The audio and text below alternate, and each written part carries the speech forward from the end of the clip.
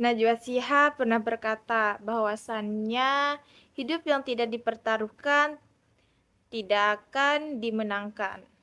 Maka dari itu, kami kelompok 3 di sini akan berjuang bersama-sama untuk memberikan presentasi terbaik kami. Sebelumnya, perkenalkan nama saya Sally Ramadhani dan rekan saya Rijal Mutakim dari kelompok 3 yang akan mempresentasikannya. Di sini ada cara mengelola keuangan di perusahaan sepatu. Proses mengatur keuangan dengan menetapkan tujuan keuangan masa depan. Ada beberapa poin yang harus kita bahas. Yang pertama, sejarah toko sepatu. Kedua, modal awal. Ketiga, mencari tahu tentang laba keuangan. Keempat, cara mengelola toko sepatu. Kelima, jenis transaksi atau pembayaran. Keenam dan terakhir, marketing. Awal mula adanya toko sepatu atau sejarahnya.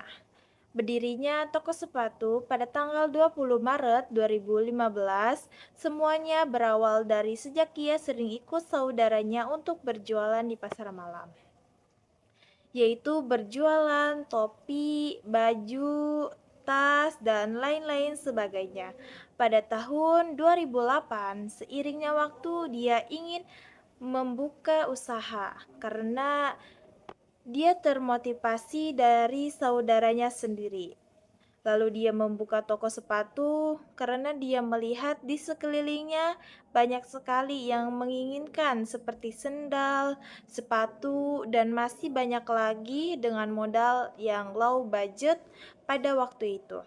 Sehingga dia harus meminjam uang ke bank. Dan sampai sekarang usahanya lumayan lancar. Modal awalnya sekitar 30 juta dan itu pun hanya untuk membeli bahannya saja masih kurang.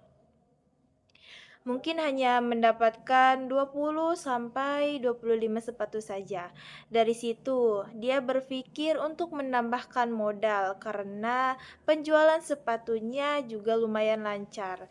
Dari situ, dia memutuskan untuk meminjam uang kepada bank tersebut dengan sejumlah uang 70 juta. Kurang lebih sehingga toko tersebut semakin banyak barang yang ia jual dan semakin ramai pengunjungnya.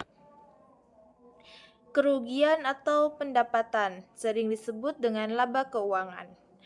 Yang pertama, kerugian yang sering dia dapetin ketika sepatu atau sendal rusak dan tidak layak pakai atau dijual, sehingga dia mengurangi pendapatannya yang seharusnya ia dapatkan. Yang kedua, mendapatkan yang dia dapatkan ketika ada customer yang membeli sepatu untuk diperjualbelikan lagi, dan sekarang masih tetap berjalan untuk mengirim ke beberapa toko. Terima kasih kepada rekan saya Shirley yang telah memaparkan materinya. Selanjutnya, di sini ada cara mengelola.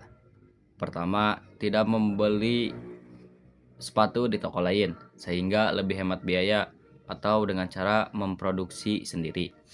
Kedua, menjual atau mengirim ke beberapa toko.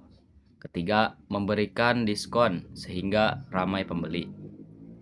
Cara pengelolaannya, dia membuat sepatu sendiri, jadi penjual tersebut hanya membeli bahan-bahannya saja, sehingga modal yang dikeluarkan semakin sedikit, dan dia membuat sepatu yang berkualitas dan bagus, sehingga sepatu banyak yang membeli dan menjadi bisa banyak. Lalu dia memberi diskon kepada pembeli dan dari situ tokonya ramai. Selanjutnya, jenis transaksi atau pembayaran. Bisa dilakukan dengan cara cash ataupun transfer melalui bank. Kenapa tidak bisa menggunakan QRIS? Karena abang tersebut melihat di sekitar, berjualan bukan di tempat perkotaan. Dia berjualan masih termasuk di perkampungan, sehingga yang ditakuti abangnya belum ada yang memahami atau mengerti cara menggunakan QRIS. Kepada siapa targetnya? Untuk target penjualannya yaitu kepada semua orang, mulai dari yang dewasa ataupun anak kecil.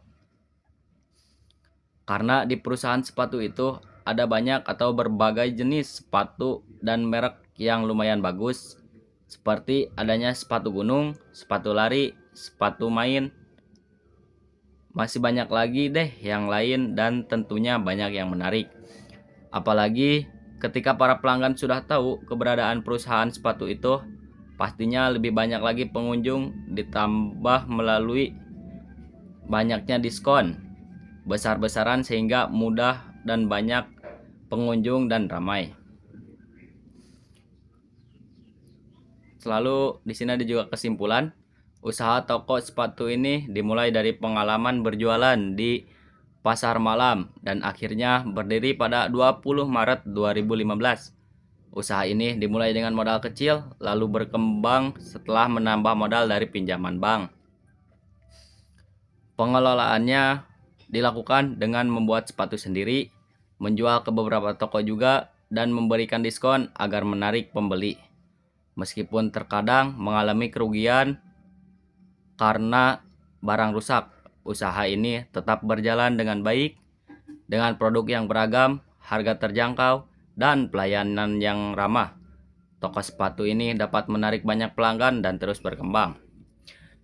Mungkin hanya itu saja yang dapat kita sampaikan dari kelompok 3. Mohon maaf jika banyak sekali kekurangan, dan kita kelompok 3 mengucapkan banyak terima kasih. Wabillahi taufik wal hidayah. Wassalamualaikum warahmatullahi wabarakatuh.